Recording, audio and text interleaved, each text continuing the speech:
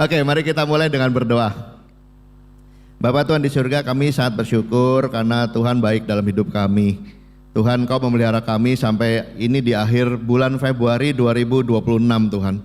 Kita kemarin bicara tentang waktu Tuhan, tanpa terasa ini semua berjalan sangat cepat Tuhan. Dan Engkau terus memimpin kami Tuhan dalam setiap fase-fase dalam kehidupan kami Bapa. Tuhan, kiranya Tuhan di bulan Maret dan sampai mengakhiri tahun ini terus Tuhan Kau beserta dengan kami Tuhan, dan kami juga semakin bertumbuh dan juga bisa semakin memuliakan Tuhan. Berkati juga saat ini Tuhan ketika kami mau mendengar firman Tuhan, biar firman itu bisa masuk ke hati kami dan menjadi keyakinan bagi kami semua Tuhan, sertai hamba-Mu, sertai kita semua. Dalam nama Tuhan Yesus kami berdoa, amin. Amin. Oke, kita belajar dari buku Filipi ya, sudah 4 minggu kemarin. Dan ini minggu yang keempat, kita hari ini belajar tentang bagaimana bisa punya peace di dalam fellowship kita. Apakah kalau kita punya fellowship di dalam gereja itu pasti isinya cuma damai sejahtera saja? Betul apa salah? Salah. Siapa di sini pernah ngadepin konflik? Pernah? Pernah tidak bahagia? Pernah? Pernah datang ke grup bebannya luar biasa? Pernah? Siapa pernah? Oh, kirain di Tangerang nggak ada, cuma di Jakarta ya kayak gitu ya. Ternyata banyak juga ya. Iya. Oh ya, tadi saya lupa, Bro Ahmad katanya mau nyanyi gongsi-gongsi satu lagu katanya. Nggak jadi ya? Nggak gitu-gitu amat ya bro ya. Iya. Oke. Sekarang pertanyaan saya saat ini ya, apakah Anda memiliki damai di dalam fellowship? Ya, mungkin kita masih datang gereja, kita masih memuji Tuhan, kalau pujian masih angkat tangan ya, tapi sebenarnya kita tuh sangat nggak damai di dalam fellowship kita. Nah, sebenarnya di Filipi 4 ini waktu saya pelajari, waktu kita lihat item-itemnya ya, dan kita bisa bertumbuh sesuai apa yang Paulus ajarkan, ini mengajar kita bagaimana sebuah grup itu, sebuah komunitas itu atau sebuah jemaat itu bisa berfellowship dengan damai dan penuh sukacita di dalam Tuhan. Udah siap ya?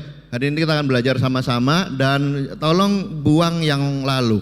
Ya, kita bisa belajar tentang bagaimana membangun fellowship. Dan ini juga apply dalam kita menghadapi pernikahan kita. Ya, apply bagaimana kita menghadapi anak-anak, keluarga dan lain-lain. Ya, jadi tolong pisahkan dulu ya. Ada namanya amarah, namanya kepahitan, negativity atau batas-batas, jarak-jarak ya. Hari ini kita mau belajar dari apa yang Paulus pelajari dan alami dan dia ajarkan kepada kita semua. Oke, ini poin saya yang pertama. Dia bilang my family is my treasure. Wah, luar biasa ya. Ya, jadi ayatnya itu ada di Filipi 4 ayat yang pertama. Karena itu saudara-saudara yang kukasihi dan yang kurindukan, sukacitaku dan mahkotaku, berdirilah juga dengan teguh di dalam Tuhan, hai saudara-saudaraku yang kekasih. Oke, kalau kamu dengar ayat ini, apa perasaan kita? Perasaannya apa? Paulus lagi ngomongnya nih dengan apa? Feelingnya? Mesra banget ya. Iya, dia bilang saudara-saudaraku yang kukasih dan kurindukan, sukacitaku dan mahkotaku, berdirilah dengan teguh saudara-saudaraku yang kekasih. Waduh. Jadi dia ngomongin tentang grup di Filipi itu adalah saudaraku yang kekasih dan sukacita dan mahkotaku. Coba kita bayangin ya, Paulus itu adalah seorang yang dari lahirnya penuh kasih atau enggak? Enggak, dia ini bengis loh. Iya, kalau di pasar Kemis sudah jadi preman ini. Iya, dia bunuh orang ya, dia tarik orang, dia lempar batu, luar biasa ini. Ditakutin orang, makanya waktu dia bertobat pun sudah bertobat, sudah dibaptis, datang ke tempat murid-murid kabur semua. Jadi ini adalah perjalanan. Ini adalah pertumbuhan bagaimana punya hati yang mengasihi. Punya hati yang menjadikan jemaat atau grup kita itu adalah sebuah kebanggaan. Punya hati yang menjadikan grup kita, kelompok kita itu adalah sukacita di dalam diri kita. Dan ini adalah perubahan yang sangat drastis ya. Dari seorang pembunuh bisa menjadi orang yang penuh dengan kasih meluap-luap. Oke, pertanyaan saya, mungkin kita udah jadi murid Yesus tuh 1 tahun, 5 tahun ya, 10, 15, ada yang mungkin maksimal 30-an ya. Siapa yang udah 30 tahun? Ada ya? Iya. Siapa yang udah 40 tahun? Kalau ada bohong, karena gereja kita belum nyampe 40 tahun. Iya, tapi kalau kamu lihat ya, kita jalanin dengan komitmen. Amin. Amin. Memang harus ada komitmen. Cuman pertanyaan saya, apakah kasih itu grow di dalam hidup kita?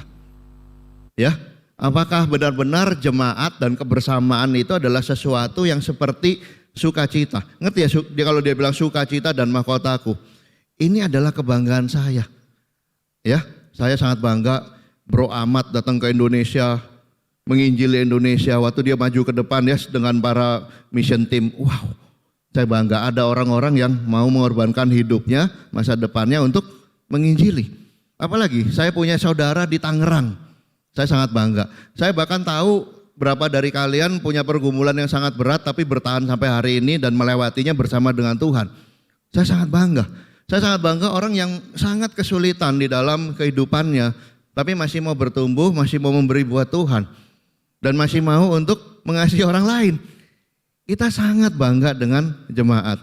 Ya, kalau hari ini saya juga seperti Paulus ya, dibesarkan dari seorang yang sangat efektif. Ya, businessman, semua harus hasil, semua harus result. Tapi yang saya pelajari dan saya sharing kemarin waktu kita pertemuan single, bahwa apa yang mengisi kita hari ini adalah waktu kita bisa mengenal yang namanya kasih. Ya, waktu saya bisa belajar mengerti arti mengasihi orang dan saya juga belajar menerima kasih dari orang lain. Berapa banyak dari kita di sini ya, bro, kita rayain ulang tahun kamu. Oh nggak perlu, malu-maluin aja. Iya, bro, saya sangat bangga loh sama kamu. Biasa aja. Kadang-kadang kita sulit mengasihi, tapi kita juga sulit untuk menerima kasih. Itu yang bikin fellowship kita nggak pernah peaceful. Ya, coba bayangin ya, kalau orang nggak punya kasih mesra seperti yang Paulus rasakan ini ya, apa yang terjadi? Ya kali kumpul grup semuanya profesional. Kopi ada? Ada. Makanan ada? Ada. Firman ada? Ada. Yang mimpin lagu ada. Semuanya semua profesional. Tapi kamu kalau lihat kata-kata ini yang perlu kita bertumbuh. Boleh nggak kita hari ini ya bayangin ya, kamu ngomong ke grup kamu semua, saudara-saudara yang kukasih dan kurindukan. Ayo, benar nggak kamu rindu sama grup kamu? Ya, kita rindunya sama apa? Kita rindunya sama apa? Waduh, masih mending kalau rindu makanan, rindu anak masih mending ya. Kadang-kadang rindu order, kangen setoran, benar nggak? Itu doang yang kita rindu. Nggak bener-bener kita tuh, waduh ini my family. Ya, nah ada satu hal yang lebih dalam di sana ya. Ini bukan cuma sekedar rasa senang, tapi adalah hal yang memenuhi sukacita kita secara rohani. Dan juga mahkota adalah bukti bahwa Injil bisa mengubah hidup manusia. Itu yang saya bilang tadi ya, saya sangat bangga dengan jemaat kita, dengan apa yang saya terjadi selama 30 tahun terakhir ini. Dan apa yang menjadi pergumulan tapi kalian masih bisa bertahan di dalam Tuhan. Ini yang perlu kita miliki. Coba bayangin ya, kalau kita ketemu sama satu grup tapi nggak punya kasih, nggak punya sukacita, apa yang terjadi? Salah WA dikit baper, ya keluar dari grup, bener nggak? Dia omongin dikit kepahitan, ya tidak ada kasih lagi satu sama lain. Dan ini juga terjadi apply di dalam keluarga loh. Ya ini karena ini ibadah pernikahan ya, saya mau bicara tentang menikah sedikit ya. Untuk kita bisa menikmati pernikahan kita juga perlu grow dalam kasih. Gak bisa dalam profesionalitas loh. Kamu kan suami, kamu kan istri, kita saling nunjuk-nunjuk tentang tanggung jawabnya doang. Tapi kita sendiri tidak grow dalam respect, dalam mengasihi satu sama lain. Bagaimana bisa menjadi satu ikatan keluarga yang bahagia? Jadi saudara-saudara yang dikasihi Tuhan, peace of fellowship ya, mau di dalam lingkup keluarga kamu, mau di lingkup gereja, lingkup anak ya, lingkup sekolah minggu, perlu bertumbuh di dalam kasih dan kebanggaan akan apa yang kita miliki di dalam Tuhan bersama-sama. Amin semuanya. Mari bertobat ya, benar-benar ya, dalam pernikahan kita, dalam grup kita, dalam melayani orang-orang dalam hidup kita. Nah yang kedua, adalah saya sangat suka Alkitab ya. Alkitab itu selalu sangat real ya. Iya, banyak orang menyerang kekristenan hari ini karena di Alkitab itu cerita tentang anaknya Lot yang anaknya Nuh ya, yang melihat bapaknya telanjang lah, anaknya Lot yang berhubungan dengan bapaknya sendiri, lain sebagainya, diserang. Ya, tapi sebenarnya itu bukan menggambarkan pengajaran dari firman Tuhannya. Ya, sedangkan itu menggambarkan tentang bagaimana kehancuran manusia, tapi kedatangan Tuhan itu untuk mempersatukan. Dan yang kedua kita belajar dari buku Filipi 4 adalah tentang konflik. Ya, saya merasa dalam dunia ini tidak pernah ada orang yang tidak pernah berkonflik ya. Orang yang paling baik sedunia punya konflik gak? Masa? Mungkin dia gak konflik sama orang tapi konflik batin. Iya, karena dia baik, dia terima semua. Ya, konflik juga di dalam batinnya. Ya, dan ini juga terjadi di dalam gereja di Filipi ya. Ini kita lihat ya, 2 orang wanita. Waduh, 2 orang wanita yang kuat ini. Di Filipi 4 ayat 2. Eudia kau nasihati dan Sintike kau nasihati, supaya sehati sepikir dalam Tuhan. Bahkan ku minta kepadamu juga Sungsugos, temanku yang setia. Tolonglah mereka, karena mereka telah berjuang dengan aku dalam perkabaran Injil bersama-sama dengan Clemens dan kawan-kawan yang sekerja yang lain, yang nama-namanya tercantum dalam kitab kehidupan. Jadi ini adalah satu cerita di mana 2 wanita yang sangat terkemuka pada saat itu ya. Jadi wanita-wanita bisa ambil peranan dalam gereja enggak? Sangat bisa, apalagi zaman sekarang ya. Kita sebutnya apa? Bukan kingdom lagi tapi queendom. Waduh, bahaya ya kalau wanita yang memimpin queendom ini, queendom of God, bahaya ya. Mari brother-brother kita mari semangat ya, tetap jadi kingdom of God, amin. Dengan wanita-wanita juga sebagai pendukung yang sangat luar biasa. Ya, tadi saya semangat ya, pemimpin lagu 1 pria, semuanya kanan kiri, dayang-dayangnya wanita semua ya. Iya, tapi nggak apa-apa, di Filipi pun sama. Bahkan gereja di Filipi didirikannya bukan dari sinagog. Betul nggak? Paulus ke sana sinagog nggak ada. Tahu-tahu dia pergi ke pinggir sungai, ada wanita-wanita yang lagi berdoa dan itu Lydia dan kawan-kawan di sana ya. Akhirnya gereja itu berdiri dan sampai perkembangannya banyak wanita-wanita yang mengambil peran luar biasa. Salah 2-nya adalah Euodia dan Sintike ini. Ya, mereka konflik berat sampai harus dinasihati sama Paulus sendiri. Nah, ini ada 4 prinsip penyelesaian konflik ya, karena kita semua adalah orang-orang yang sangat berpengalaman dalam berkonflik, betul ya? Tadi saya tanya semuanya angkat tangan. Sebenarnya ada 5 hal bagaimana kita menyelesaikan konflik ya. Yang 4 nggak sehat, yang 1 sehat. Yang pertama adalah avoiding. Ya, jadi kalau kita berkonflik, yang saya konflik duduknya di sebelah kiri, berarti kalau ibadah saya ambil duduknya paling kanan, ya. Kalau enggak, dia ibadah pertama, saya walaupun sudah 50 tahun, anak sudah 3, saya ikut teens. Nah itu avoiding ya, itu caranya. Apalagi saya pindah grup PDA dan lain sebagainya. Ini adalah orang-orang yang avoid. Cara penyelesaian konflik yang avoid. Bisa selesai enggak? Enggak bisa. Ya. Nah yang kedua itu adalah competing. Jadi kalau mau diselesain, ngotot. Saya yang benar, itu yang enggak benar. Iya, ini buktinya. Wah, jadi pengen nunjukin bahwa kita benar dan satunya salah. Itu juga nggak selesai. Ya, itu namanya competing. Nah, yang ketiga adalah accommodating. Accommodating itu nerimo. Ya, kamu salah. Iya, bro, saya salah. Dia pulang. Kelihatannya udah damai, tapi sebenarnya ngedumel ya. Oh, sebenarnya sih nggak kayak gitu. Sebenarnya nggak kayak. Lah, kenapa lo nggak ngomong? Ya udahlah, ya udahlah. Nah itu. Ya, nah, yang ini lebih parah lagi adalah yang compromising.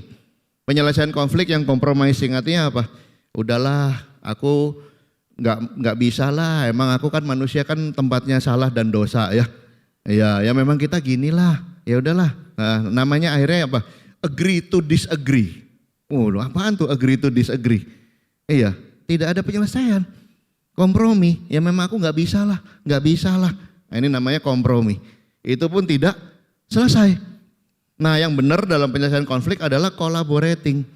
Ini yang si Paulus lakukan kepada Euodia dan Sintike ya. Collaborating itu artinya dua-duanya mengambil tanggung jawab Dua-duanya mengambil penyelesaian, dua-duanya mau bertumbuh, dan dua-duanya merasakan damai sejahtera. Baru namanya win-win solution. Kalau kita lihat ya, cara Paulus menyelesaikan konflik, konfliknya itu sangat berimbang ya. Euodia ku nasihati, Sintike juga ku nasihati. Dia nggak merasa, oh Sintike kamu yang salah, Euodia yang benar. Enggak juga. Ya, kalau dalam konflik itu pasti dua-duanya ada salah. Misalnya yang satu salahnya gede banget, tapi yang satu buang muka aja udah salah belum? Udah salah, tapi mungkin cuma 5%. Dan itu karena salahnya kamu, betul, tapi kamu buang muka juga nggak benar. Nah itu loh, jadi dua-duanya harus bertumbuh untuk bisa dapat damai sejahtera. Apalagi konflik itu harus diselesaikan dengan memperlibatkan dengan Sun Sugos. Siapa ini Sun Sugos ini? Sun Sugos ini tokoh yang sangat misterius ya di dalam Alkitab ya.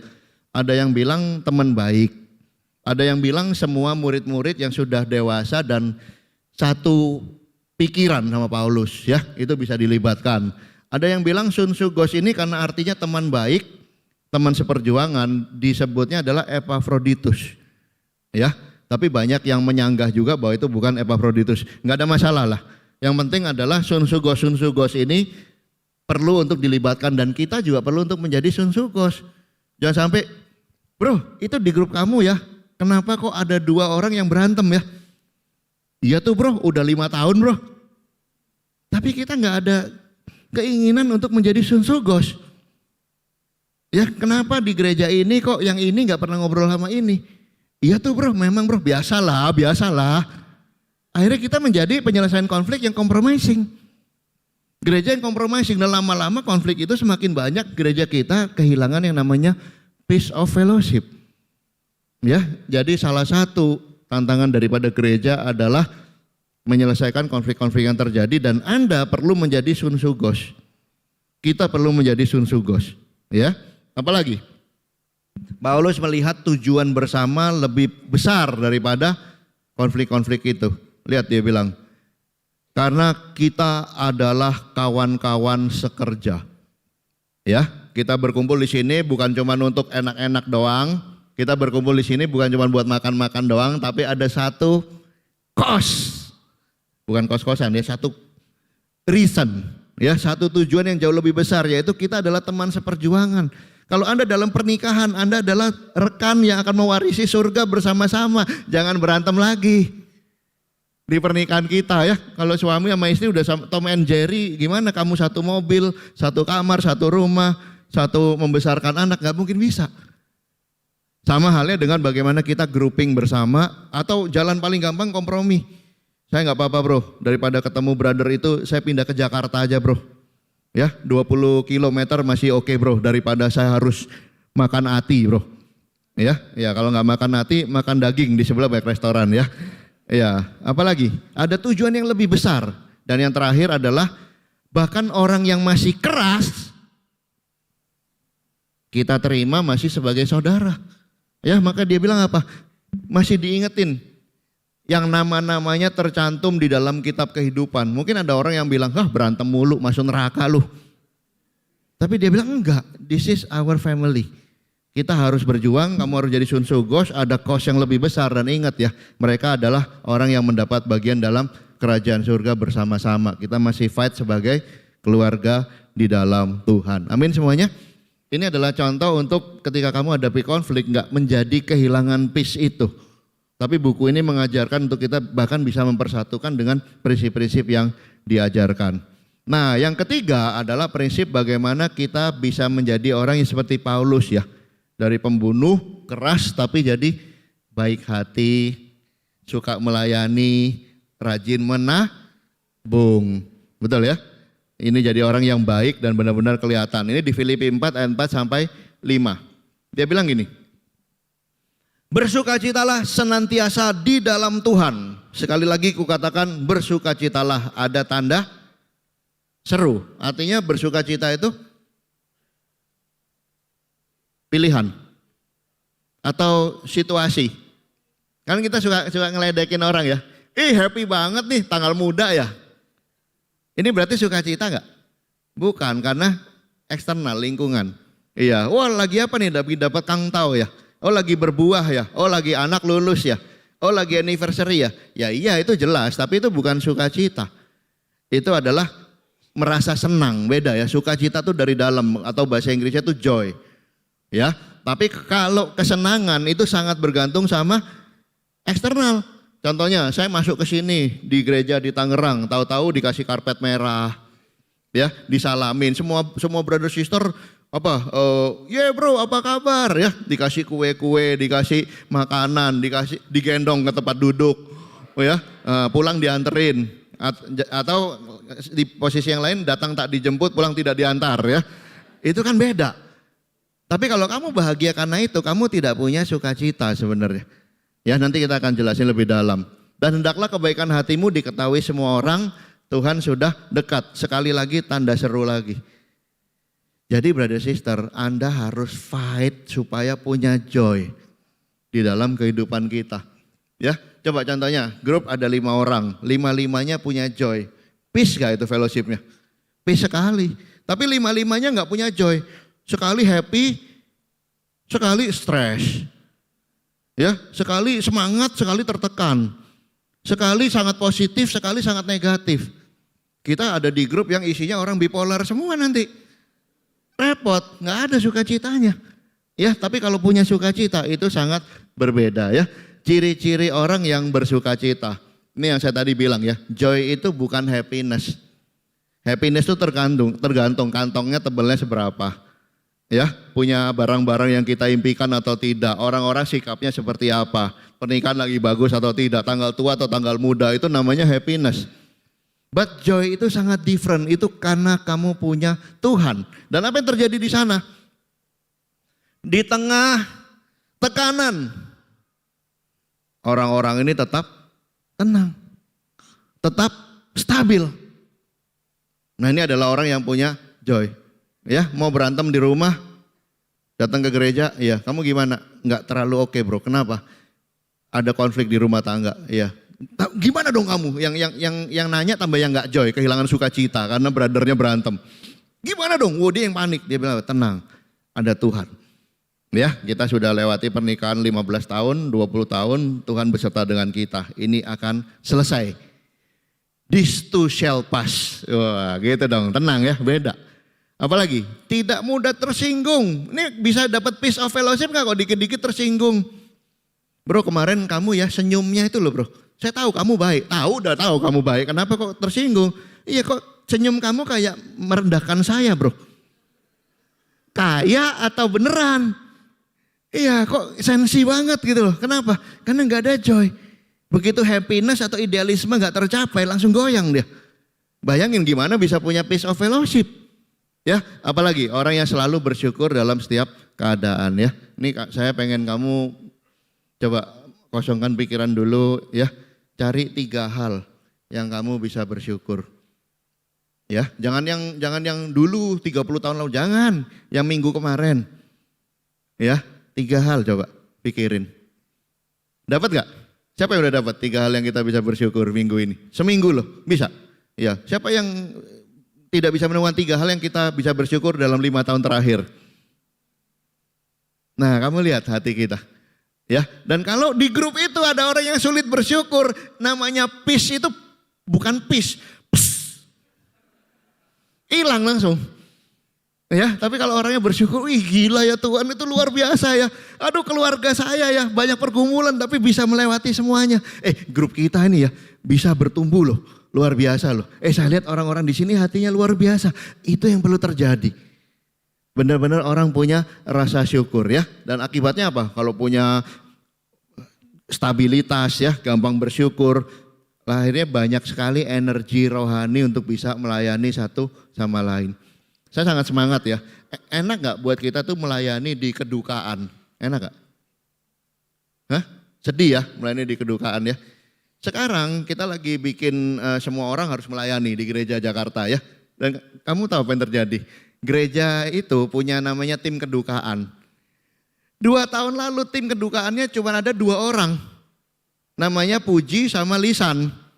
Jadi begitu Puji sama Lisan datang ke sebuah tempat semua ketakutan. Siapa yang mati bro? Siapa yang mati? Ya. Waktu itu kita dorong tim kedukaan kita sangat butuh orang. Kamu tahu gak sekarang tim kedukaan kita berapa? 70 member untuk bisa melayani di kedukaan. Ya, dan saya lihat kamu kok nggak berduka ya? Iya bro, kita penuh sukacita walaupun kita tiap hari ketemu orang-orang yang kehilangan. Dan kita tahu ya sama-sama ya, bahkan di tengah duka cita kalau kita menguburkan orang, kita ibadah duka cita ya. Kalau brother yang meninggal itu mempertahankan iman, sister yang meninggal itu menjadi terang sampai hari terakhirnya. Kita kasih tepuk tangan yang meriah. Ya, kenapa? Karena dia sudah menyelesaikan pertandingan. Dan ini yang terjadi ya, bahkan sekarang di kita punya musik ministry, orang datang lagi, teens mentor datang lagi, semua orang sangat suka untuk bisa melayani. Dan saya sangat ingin setiap orang di Tangerang ini punya hati yang penuh sukacita dan terlibat di dalam melayani. Ya, mau di gereja, mau di PDA kalian, mau di PDK, mau di lingkungan, mau di grup kecil ya. Kita sangat suka untuk melayani dan itu akan terjadi peace. Waktu orang punya sukacita dan melayani ya.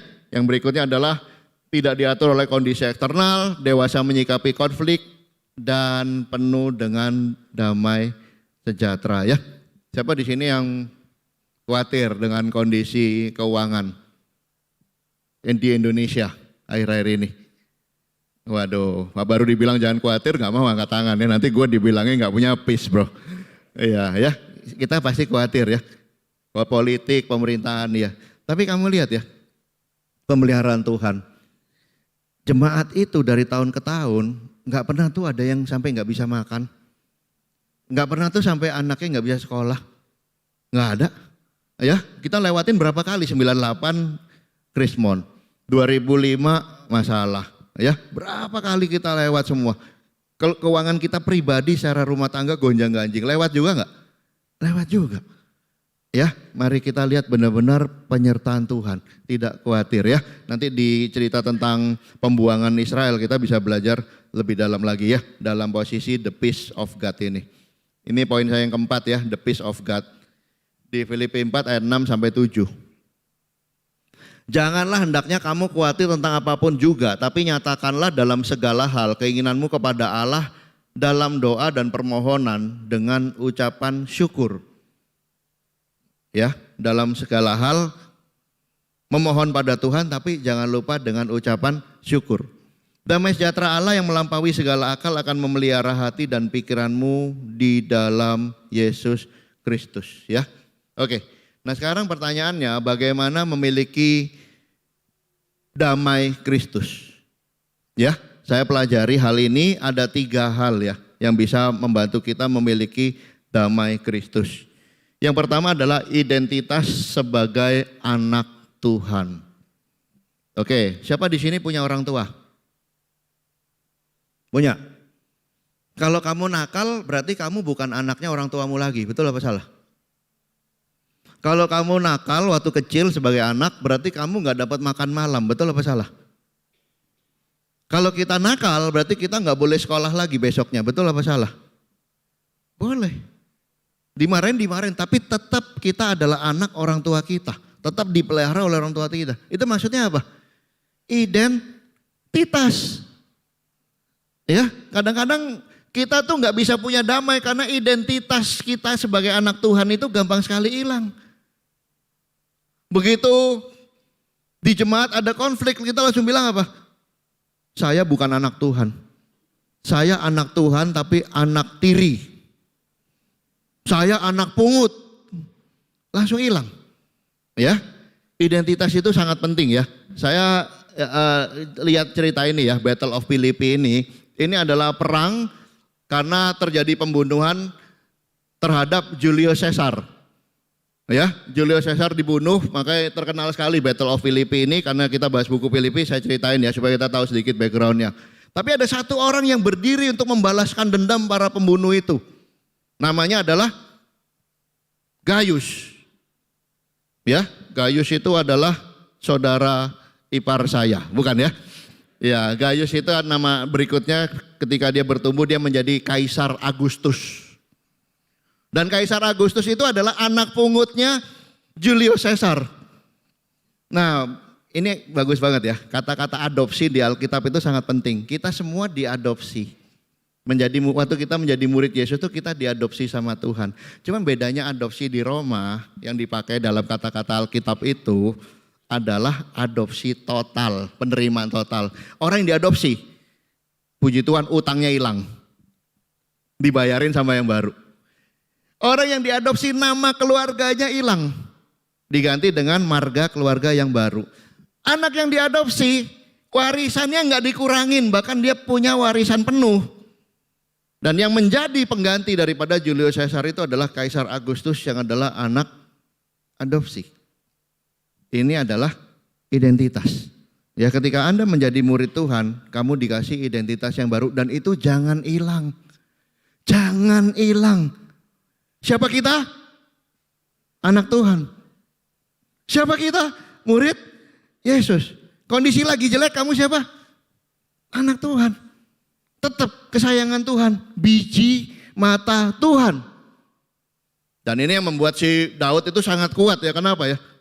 Lagi kepepet, istrinya dibunuh, anaknya dibunuh, kota hancur semua. Dia bilang apa? Siapakah aku ini Tuhan? Ya, seperti biji matamu. Itu sesuatu yang kok identitasnya sangat kuat ya. Makanya dia tidak gampang goyah. Saudara-saudara yang kasih Tuhan, berapa sering kita nih hilang identitas kita? Anak, tetangga. Ya, kesayangan Tuhan, kebencian Tuhan. Kok gampang banget hilangnya? Satu hari hilang berapa kali? Berubah berapa kali? Identitas tuh gak bisa berubah. Pernah dengar cerita anak kecil yang itu? Ada telurnya burung Raja Wali jatuh ke kandang ayam. Dieremin sama ayam. Ya, udah gitu burung Raja Walinya ini menetas. Petok-petok gak bunyinya? Enggak, tetap dia Raja Wali. Udah gede dikit bisa terbang gak? Atau cuma gitu doang? Terbang dia. Kuat apa enggak? Tetap kuat. Jadi gede apa enggak? Jadi gede. Powerful. Ya kenapa ya? Karena identitas dia Raja Wali. That's our identity, murid Yesus. Kamulah garam dan terang dunia. Di mana-mana jadi berkat. Kamulah pembawa sukacita. Kamulah anak Tuhan. Kamulah yang akan menjadi pewaris dalam kerajaan Tuhan. Kita suka lihat ya, emang gue pewaris dalam kerajaan Tuhan. Si Edi kali, ya masa saya sih, wah kayaknya Adit deh. Adit Jessica kok happy terus ya, saya enggak. Itu identitas kita hilang. Dan banyak sekali masalah kerohanian terjadi. Karena hilangnya identitas sebagai anak Tuhan. Coba kamu bayangin, hilangin identitas sebagai anak Tuhan. Dan kamu lihat hidupmu akan kacau sekali, hancur sekali, dosa gampang sekali masuk. Kenapa? Kamu gak punya identitas. Ya, dan yang kedua adalah mendapat kekuatan dalam tekanan. Ya, ini adalah hal yang sangat penting. Ini saya suka banget. Siapa suka makan ini anti-N? Siapa suka? Suka? Wah, langsung suka. Makanya badannya kelihatan ya gede ya. Iya, aku suka ininya ya. Dia bilang apa? Suddenly life makes sense again.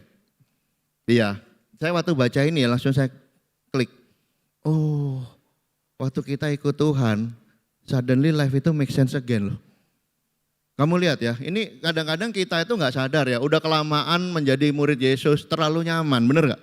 Kita udah gak tahu posisi di luar Tuhan. Ya, ini orang di luar Tuhan ya. Ada konflik suami istri, bisa beres gak? Gak bisa, udah pasti cerai. Ada dosa, bisa selesai gak? Gak bisa. Ada patah hati, ada yang menghibur gak? Gak ada. Ya, akhirnya apa? Bunuh diri. Akhirnya narkoba, akhirnya mabok, akhirnya apa? Suntik, obat, dan lain sebagainya. Itu yang terjadi, kenapa? Karena di luar Tuhan itu hidup itu sangat tidak make sense. Tapi di dalam Tuhan, di Filipi juga segala perkara dapat kutanggung dalam Dia memberikan kekuatan padaku. Itu enak banget ya, kita ada problem, brother sisternya banyak. Ya, kita ada problem, kita punya firman Tuhan. Kita ada problem, kita ada tantangan, kita bisa berdoa sama Tuhan. Dan akhirnya apa yang terjadi? Anak-anak Tuhan itu tidak pernah hancur dalam tekanan. Ini yang membuat kita bisa peace, jangan sampai hilang. Mendapat kekuatan dalam tekanan ya. Jangan sampai kamu udah tekanan, kekuatan kamu dapatnya dari whisky. Bro, awesome nih bro, 21 tahun nih. Ya, ini yang lebih hebat lagi whisky-nya 35 tahun bro. Harganya sekian-sekian, kamu minum sampai mabok. Nggak make sense. Habis mabok, tidur, bangun, masih ada nggak masalahnya? Dapat kekuatan apa enggak? tambah whisky lagi. Ya lama-lama kamu rehabilitasi, makanya nggak make sense. Tapi dalam Tuhan semua itu adalah make sense ya. Dan yang ketiga adalah rancangan Tuhan yang sangat luar biasa. Siapa di sini pernah ngadepin ya, rancangan Tuhan itu A, tapi yang lebih make sense B? Pernah nggak? Rancangan Tuhan sudah jelas ke arah kanan, tapi saya kok lebih make sense-nya sebelah kiri. Ini yang dirasakan oleh bangsa Israel. Kamu tahu cerita tentang bangsa Israel dibuang ke Babel? Itu hukuman Tuhan bukan? Bukan. Saya baru ngerti akhir-akhir ini waktu saya baca Yeremia kemarin. Bangsa Israel dihancurkan karena dosa-dosa mereka. 586 Yerusalem dibakar menjadi puing-puing. Orang Israel dibuang 1.300 km dari negeri asalnya. Apakah ini hukuman Tuhan? Bukan. Kenapa? Kayaknya rancangan Tuhan gak make sense. Mau ikut apa enggak? Kalau ikut kamu ada damai sejahtera. Nih saya kasih tahu ya penyebabnya. Yeremia jerit-jerit. Jangan dilawan. Ini kehendak Tuhan untuk memurnikan kamu. Jangan kamu lari, jangan kamu pergi ke Mesir, jangan kamu perang. Ikutin aja pembuangan, akan ada damai sejahtera dari Tuhan di sana. Sedekia nggak percaya. Dia ambil orang Mesir, dia mau lawan dia ini. Akhirnya dia kabur, ketangkep. Matanya dibutain, anaknya disembelih di depan mata dia. Loh kenapa mesti begitu? Tuhan bilang kamu ikut aja, baik. Ya, dan kamu tahu apa yang terjadi? Orang-orang yang dibuang ke Babel itu adalah proses pemurniannya justru. Di Babel itu hukum Taurat yang tidak pernah dibaca ratusan tahun, di Babel mulai dibaca lagi. Di Babel mereka mulai menjadi orang Yahudi lagi. Di Babel mereka tidak dihalangi untuk menikah sesama orang Yahudi, tidak seperti pembuangan orang Israel Utara yang disatukan sama bangsa lain. Di Babel itu mereka punya damai sejahtera, di Babel itu mereka pulang sebagai satu kesatuan yang lebih utuh, yang lebih ngerti kerendahan hati, yang bebas dari penyembahan berhala, yang taat kepada hukum Taurat, yang mempertahankan identitas sebagai umat Tuhan, orang Israel sejati. Dan akhirnya ketika mereka pulang dari Babel, bait Allah kedua dibangun, bait Allah terbaik sepanjang masa, bangunan Ezra. Karena apa? Ada pemulihan di sana. Dan juga dengan pembuangan itu ketika mereka pulang, Yesus dilahirkan. Bayangin, tapi waktu kamu mau lawan kehendak Tuhan yang kelihatannya lebih make sense, apa yang terjadi? Mata dibutakan, anak dibunuh. Berapa banyak orang yang mati, kenapa? Karena gak mau dimurnikan oleh Tuhan. Inilah hatinya Tuhan. Sometimes kita gak ngerti kehendak Tuhan ya, tapi kamu ikutin aja, kenapa? Masa depan yang sama Tuhan pasti lebih indah daripada masa depan yang kita pikirkan yang terbaik. Kenapa? Karena rancanganku bukan rancanganmu. Jalanku bukan jalanmu. Kamu mau punya peace, you need to follow God's plan sama rancangan Tuhan dalam hidup kita. Amin. Saya menutup dengan satu ayat ya di Filipi 4. Jadi akhirnya saudara-saudara ya, semua yang baik, semua yang benar, semua yang mulia, semua yang adil, semua yang suci, semua yang manis, semua yang sedap didengar, semua yang disebut kebajikan dan patut dipuji. Pikirkanlah itu. Ini bicara tentang apakah orang Filipi itu orang-orang suuzon. Kok diajari suruh mikir yang baik? Ya. Oke, kita jangan ngomong Filipi. Apakah jemaat Tangerang orang-orang yang suuzon? Pernah suuzon? Ngerti gak suuzon? Pikirannya negatif. Ya, pikiran jelek. Dan ini diajarkan juga dalam kita bisa membangun grup yang full of peace ya. Yang penuh damai sejahtera. Dia bilang kita perlu belajar untuk bisa memikirkan hal yang benar, yang mulia, adil, suci, manis, sedap didengar, semua disebut kebajikan dan patut dipuji. Ya, sebagai orang Chinese ya, gampang sekali untuk kita tuh mikir yang negatif. Oh nanti gimana, nanti kacau, khawatir, takut ya. Itu yang saya pelajari di lingkungan saya, di keluarga saya, di mana-mana. Tapi Tuhan mengajarkan satu hal yang berbeda. Kamu perlu untuk bisa mengendalikan pikiran kita. Apa yang baik, ini bukan positive thinking ya. Ini karena kita percaya Tuhan dan kita melihat sisi yang baik dalam setiap keadaan maupun setiap orang. Dan yang terakhir, Apa yang telah kamu pelajari dan apa yang telah kamu terima, apa yang telah kamu dengar, apa yang telah kamu lihat daripadaku, lakukanlah itu. Maka Allah sumber damai sejahtera akan menyertai kamu semuanya ya. Dapatkan inspirasi yang baik dari firman Tuhan, dapatkan inspirasi dari orang-orang yang bertumbuh di dalam Tuhan ya. Jangan inspirasinya dari orang-orang yang menjauhi Tuhan. Ini kadang-kadang kita bisa dapatnya seperti itu ya. Inspirasi didapat dari orang-orang yang mencintai Tuhan. Dan yang terakhir adalah taati firman Tuhan, taati kehendak Tuhan, dan kamu akan mendapatkan damai sejahtera yang luar biasa. Amin. Hari ini kita belajar ya bagaimana bisa punya peace of fellowship, artinya kita membentuk sebuah tim. Ya, apa singkatan dari sebuah tim? Treasure the community. Belajar bangga dan mengasihi dengan komunitas kita. Yang kedua tadi kita belajar mari kita selesaikan konflik, kita end konflik sama-sama. Dan yang ketiga, setelah kita selesaikan konflik, setelah kita penuh dengan kasih satu sama lain, kita bisa terlibat dalam melayani dan mengasihi satu sama lain. Dan yang keempat, mari kita move forward bersama dengan Tuhan bersama-sama. Amin. Itu aja pelajaran saya pada hari ini. Semoga membantu kita punya peace di dalam fellowship dengan sangat luar biasa. Dan selamat hari Minggu, Tuhan memberkati kita semua. Amin. Mari kita berdoa. Bapak Tuhan di surga, terima kasih Tuhan buat satu pelajaran dari buku Filipi 4 yang mengajarkan pada kita bagaimana bisa berjalan bersama Tuhan, tapi juga berjalan bersama dengan satu jemaat bersama-sama Bapak. Tuhan dalam hidup kita Tuhan, kita belajar Tuhan bagaimana bisa mengasihi seperti Tuhan mengasihi kita Tuhan. Dan seringkali ini kita lupakan Bapak, sehingga dalam pernikahan kita, keluarga kita, bahkan di jemaat Tuhan, kita struggle Tuhan dalam bisa get along well dengan satu sama lain Bapak. Tuhan buku ini hari ini mengingatkan pada kita Tuhan, bahwa kita belajar Tuhan untuk bisa punya kebanggaan, bisa punya kasih. Bahkan kami bisa menyelesaikan konflik-konflik yang terjadi, kita bisa menjadi orang yang terlibat dalam pelayanan. Dan juga Tuhan, ketika kami berjalan, kami bisa punya damai sejahtera yang melampaui segala akal. Karena kami mempercayakan segala langkah hidup kami di dalam pilihan Tuhan, dalam cara Tuhan, dalam jalan Tuhan. Tuhan kami berdoa Tuhan supaya jemaat di Tangerang ini dan juga teman-teman yang hadir pada hari ini Tuhan, kami bisa memperoleh kualitas-kualitas ini Tuhan, sehingga kami bisa mempunyai peace Tuhan di dalam setiap lingkungan, setiap komunitas, setiap kebersamaan, dalam setiap part dalam kehidupan kita Bapak. Terima kasih Tuhan, berkati jemaat ini agar terus bertumbuh, agar terus menjadi terang Bapak, agar banyak Tuhan orang yang dimenangkan dan juga grup-grup semakin solid, semakin kuat, semakin beriman Bapak, semakin memuliakan nama Tuhan. Terima kasih Bapak. Di dalam nama Tuhan kami Yesus kami berdoa. Amin.